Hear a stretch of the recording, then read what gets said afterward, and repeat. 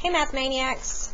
Alright, so hopefully you're looking for Level 2 DIY 3. If you don't already have this page, pause the video, go to your Level 2 box, and find DIY 3.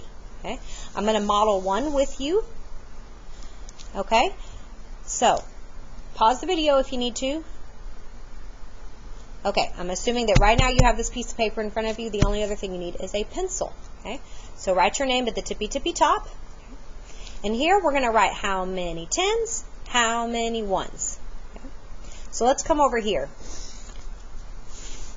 Here I have the tens place, and here I have the ones place.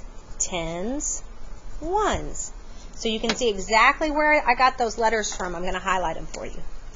I got a T for tens and an O for ones.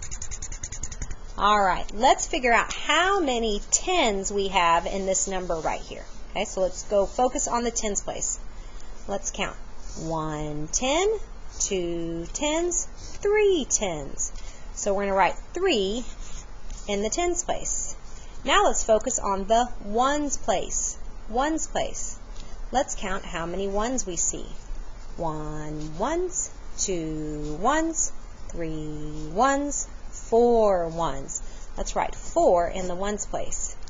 Now we're thinking, what number has 3 tens, 4 ones? We write the number that has 3 tens and 4 ones like this. 34. All right, my friends, so remember, you're counting how many tens, how many ones, writing the number. How many tens, how many ones, write the number, and so on.